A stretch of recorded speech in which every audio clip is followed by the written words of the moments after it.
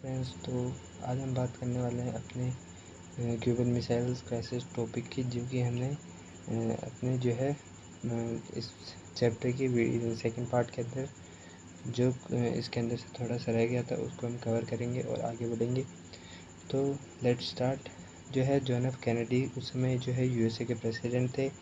तो उनको जो है 3 हफ्ते बाद पता चला कि यूएसएसआर ने जो है क्यूबा के अंदर जो है मिसाइल है, जो न्यूक्लियर वेपन है वो वहाँ पे इंस्टॉल करके रखे हैं। तो यूएसए ने उनको वार्न किया कि तुम अपनी जो मिसाइल है वहाँ से हटा लो। तो उन्होंने जो है यूएसए ने जो है अपनी वॉरशिप्स भी भेजी कि यदि लड़ाई करनी पड़े तो, लेकिन ऐसा हुआ नहीं कुछ भी। जो यूएसएसआर है वो मान गया और उसने जो अपनी वॉरशिप्स थी वो वहाँ से हटा ली। तो यूएसएसआर ने जो है अपने जो वेपन्स वहाँ पे इंस्टॉल कर रखे थे वो वहाँ से हटा लिए। तो जो है सब कुछ सही चला, कोई वॉर नहीं हुआ था, कोई भी जो लड़ाई है वो नहीं हुई थी वहाँ पे। तो इसी को जो है हम कहेंगे Cuban missile crisis came to be known as Cuban missile crisis. तो इसी को हम क्यूबन मिसाइल क्राइसिस कहेंगे। आगे देख लेते हैं। तो to the world's great relief both side decided to avoid war. दोनों साइडों ने जो है वॉर करने से अवॉइड कर दिया। तो वर्ल्ड्स को जो है एक मन में डर था कि कहीं वॉर हो जाए तो जो है कुछ बड़े लेवल पर वॉर ना हो जाए। तो लास्ट के अंदर जो क्या हुआ, दोनों ने जो है वॉर को अवॉइड किया। Soviet ships slow down and turn back. जो सोवियत की जो शिप्स थी वो वहाँ से चली गई और जो है वॉर लाइक सिचुएशन क्रिएट नहीं हुई। Cold war refer to the competition tensions and series confrontations between the United State and the Soviet Union. तो जो अपना जो कोल्ड वॉर है वो 2 पावर्स के बीच में ये कॉन्फ्लिक्ट रहा था, ठीक है, सोवियत यूनियन एंड यूएसएसआर के बीच, जो यूएस है उसके बीच में।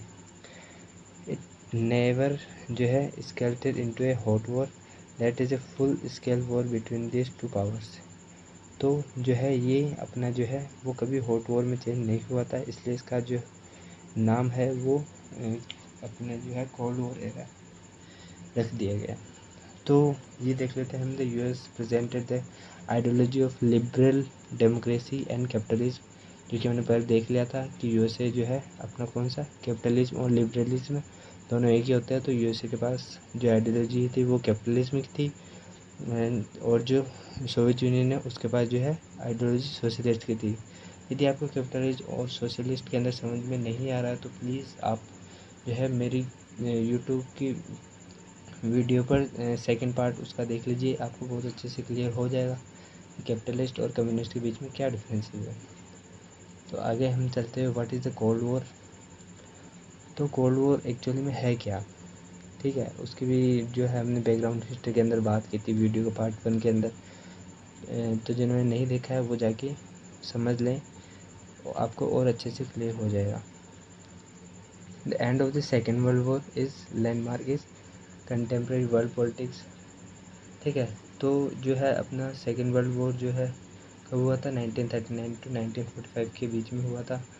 तो उसके बाद जो है जिनकी इकोनॉमी स्ट्रॉन्ग रही, मानी जिनके पॉलिटिकल पावर में कोई जो है स्लो नहीं हुआ, उनकी जो इकोनॉमी थी वो भी स्टेबल थी, स्ट्रॉन्ग थी। तो 2 जो सुपर पावर्स है वो अपनी यूएस एंड यूएसएसआर निकल के आई सेकेंड वर्ल्ड वॉर के ख़त्म होने के बाद, ठीक है। तो इनकी इकोनॉमी डिस्ट्रॉय नहीं हुई थी, इनकी जो पॉलिटिकल पावर थी सब कुछ सेम था, और ये दोनों ही अपना अपना डोमिनेंस जो है वर्ल्ड पर जमाना चाहते थे कि कौन सबसे ज़्यादा सुपर पावर्स है। तो इनके दोनों के बीच में रेस लग गई थी, ठीक है। तो फर्स्ट वर्ल्ड वॉर का भी टाइम पीरियड दे रखा है इसके अंदर, 1948 टू 1918 के बीच में हुआ था। सेकेंड वर्ल्ड वॉर 1939 और 1945 के बीच में हुआ था, याद रखना। तो थर्ड वर्ल्ड वॉर नहीं हुआ था, कोई war like creation hot war के अंदर नहीं बदली थी, ये कोल्ड वॉर ही चला था। 1961 से लेकर 1991 तक इसका जो है टाइम पीरियड रहा है। तो आगे बढ़ते हैं हम।